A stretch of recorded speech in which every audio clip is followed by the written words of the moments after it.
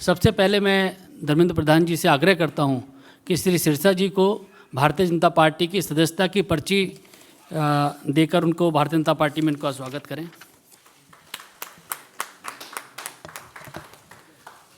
गजेंद्र सिंह शेखावत जी से मेरा आग्रह है कि पार्टी का पटका उनको पहना के उनको शामिल करें। बुके विदुरी जी, आरपी सिंह जी और दुष्यंत गौतम जी, आप लोग बुके देकर भी इनका पार्टी में स्वागत करें।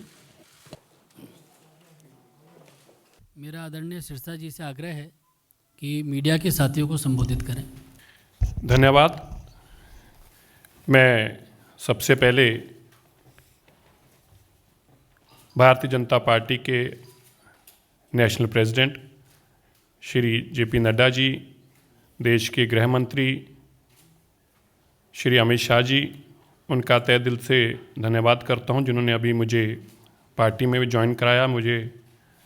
स्नेह दिया और मेरे पार्टी के अति वरिष्ठ साथी जो भारतीय जनता पार्टी के देश भर के बड़े लीडर के साथ साथ देश की कैबिनेट में मंत्री माननीय गजेंद्र शेखावत जी, माननीय धर्मेंद्र प्रधान जी, हमारे मेंबर पार्लियामेंट बलूनी साहब, माननीय श्री गौतम जी, रामवीर विधूड़ी साहब, सारा आरपी सिंह जी, मैं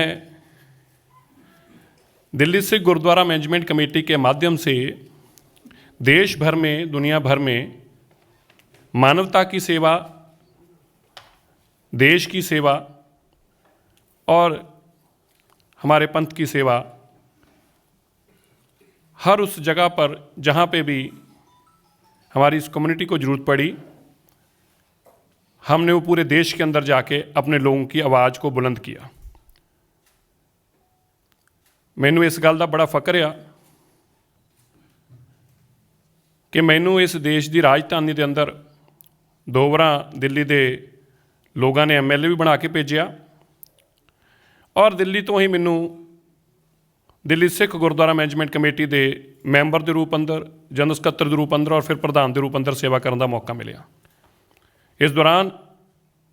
चाहे मानवता की सेवा की गल होवे, देश और दुनिया के अंदर सिक्खी का परचम लहराना होवे, देश में दसना होवे, दुनिया को दसना होवे सिख कौन आ, सिखां की की परंपरा है और की मानवता की सेवा करने का जज्बा सिख रखते हैं। पूरे देश और दुनिया ने इस गल नूं मन्निया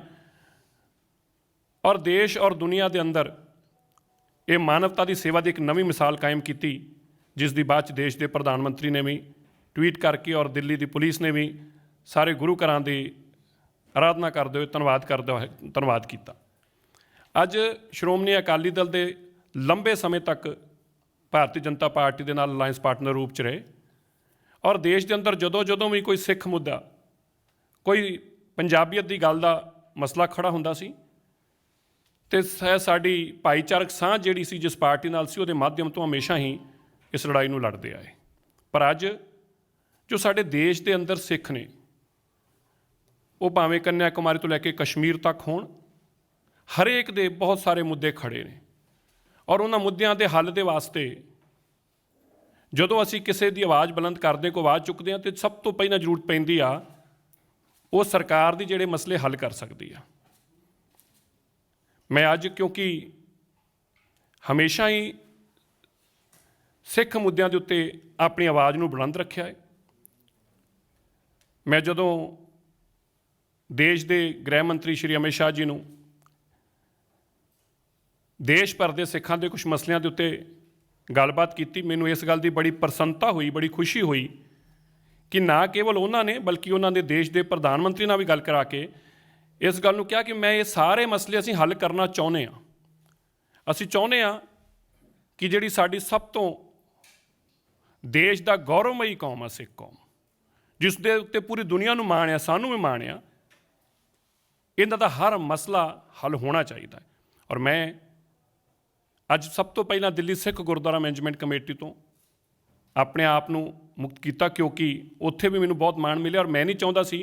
कि संदेश ये जाए कि शायद दिल्ली सिख गुरुद्वारा मैनेजमेंट कमेटी की प्रधानगी बचाने लिए या कुर्सियां बचाने वास्ते मैं ये पार्टी को ज्वाइन कर रहा, पर मैं समर्पित होकर अपनी कौम के पिछे, अपनी कम्यूनिटी की गल वास्ते, क्योंकि देश के अंदर 70 साल तो जोड़े मुद्दे अज भी खड़े ने ਭਾਵੇਂ ਉਹ ਡੋਂਗਮਾਰ ਗੁਰਦੁਆਰਾ ਸਿੱਕੇ ਮੰਦਰ ਹੋਵੇ, ਭਾਵੇਂ ਉਹ ਸ਼ਿਲੌਂਗ ਦੇ ਸਿੱਖਾਂ ਦਾ ਮਸਲਾ ਹੋਵੇ,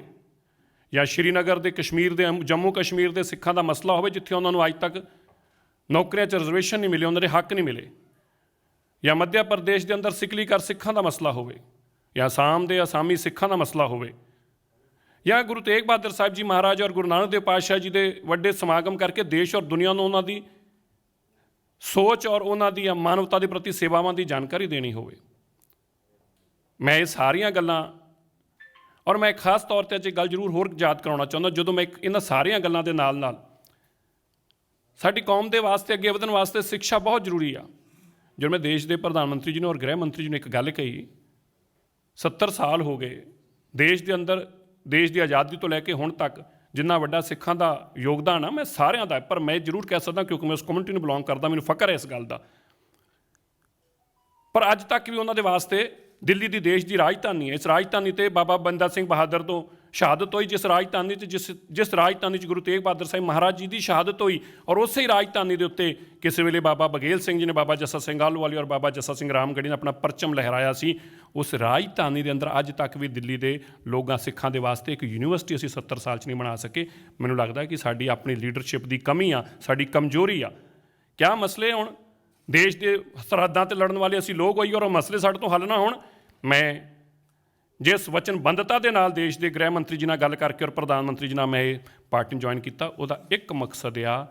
70 ਸਾਲਾਂ ਤੋਂ ਹੋਏ ਉਹ ਮਸਲੇ ਜਿਹੜੇ ਅੱਜ ਤੱਕ ਖੜ੍ਹੇ ਸੀ, ਉਹ ਬਹੁਤ ਜਲਦੀ ਹੱਲ ਹੁੰਦੇ ਦਿਖਣਗੇ ਤੁਹਾਨੂੰ, ਭਾਵੇਂ ਉਹ ਡਾਂਗਮਾਰ ਗੁਰਦੁਆਰਾ ਸਾਹਿਬ ਦਾ ਹੋਵੇ, ਜਾਂ ਸਿੱਕਿਮ ਦੇ ਸਿੱਖਾਂ ਦਾ ਹੋਵੇ,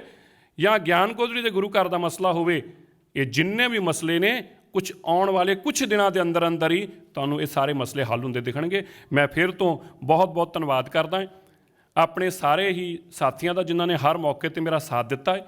ਔਰ ਇਸ ਲੜਾਈ ਨੂੰ ਹਮੇਸ਼ਾ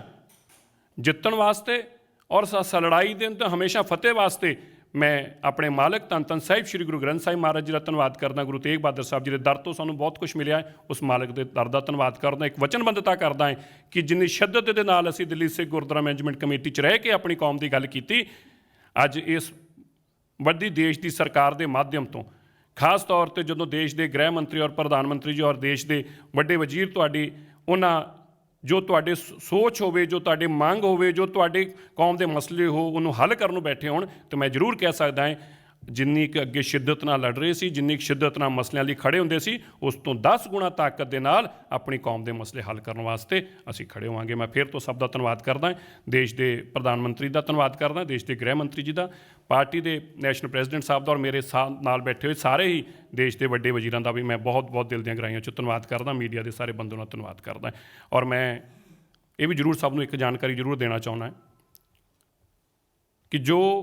ਪ੍ਰਬੰਧ ਅਸੀਂ 3 ਸਾਲ ਤੱਕ ਦਿੱਲੀ ਸਿੱਖ ਗੁਰਦੁਆਰਾ ਮੈਨੇਜਮੈਂਟ ਕਮੇਟੀ ਦੇ ਚਲਾਏ ਨੇ, ਉਹ ਪ੍ਰਬੰਧ ਵੀ ਪੂਰੀ ਦੁਨੀਆ ਦੇ ਅੰਦਰ ਵਾਹਦ ਪਹਿਲੀ ਵਾਰ ਇਸ ਤਰੀਕੇ ਹੋਇਆ ਕਿ ਐਡੀ ਵੱਡੀ ਮਹਾਂਮਾਰੀ ਦੇ ਦੌਰਾਨ ਦੇਸ਼ ਦੇ ਵੱਡੇ ਤੋਂ ਵੱਡੀ ਸੰਸਥਾ ਨੇ ਇਸ ਗੱਲ ਦੀ ਵਡਿਆਈ ਦਿੱਤੀ ਔਰ ਵਧਾਈ ਦਿੱਤੀ ਕਿ ਸਿੱਖਾਂ ਦੀ ਸੱਚੀ ਸੇਵਾ ਕੀ ਆ। ਔਰ ਉਹਦੇ ਵਾਸਤੇ ਮੈਂ ਗੁਰੂ ਸਾਹਿਬ ਦਾ ਧੰਨਵਾਦ ਕਰਦੇ ਹੋਏ ਅੱਜ ਫਿਰ ਤੁਹਾਡੇ ਸਾਰੀ ਸੰਗਤ ਦੇ ਚਰਨਾਂ 'ਚ ਇਹੀ ਬੇਨਤੀ ਕਰਦਾ ਕਿ ਅਸੀਂ ਮਿਲ ਕੇ ਦੇਸ਼ ਦੀ ਇੱਕ ਸਰਕਾਰ ਦੇ ਨਾਲ ਜਿਹੜੀ ਟਕਰਾਅ ਦੀ ਗੱਲ ਬਾਰ-ਬਾਰ ਕੀਤੀ ਜਾਂਦੀ ਸੀ, ਉਹ ਤੋਂ ਪਰਾਂ ਹੋ ਸਕੀਏ, ਜਿਹੜੀ ਆਪਸੀ ਭਾਈਚਾਰਕ ਸਾਂਝ ਦੀ ਗੱਲ ਕੀਤੀ ਜਾਂਦੀ ਸੀ, ਉਹਨੂੰ ਨੇੜੇ ਲਿਆ ਸਕੀਏ। ਅਤੇ ਜ਼ਿੰਦਗੀ 'ਚ ਇੱਕ ਗੱਲ ਯਾਦ ਰੱਖਣੀ ਆ, ਇੱਕ ਸਮਾਂ ਉਹ ਸੀ ਜਦੋਂ ਹਰ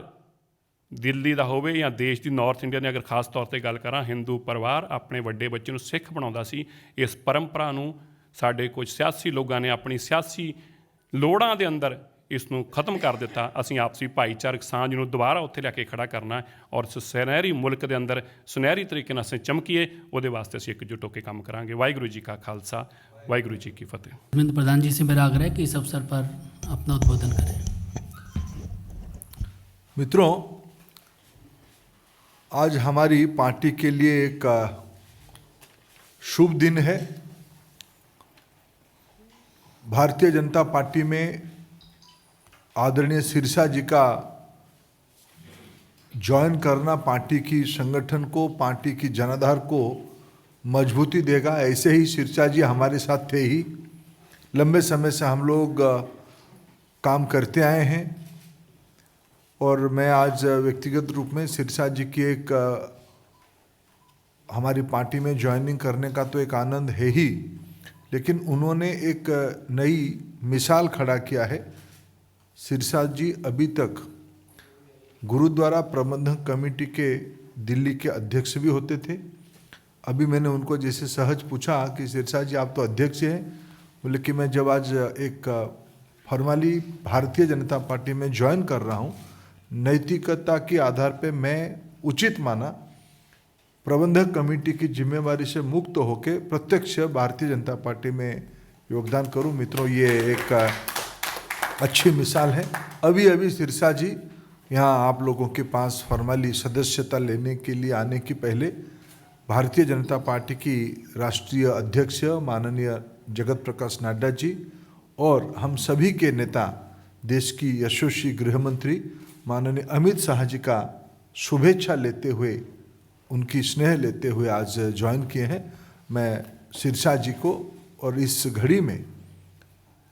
जिस समय में पार्टी में वो ज्वाइन कर रहे हैं उनको मैं स्वागत करता हूँ।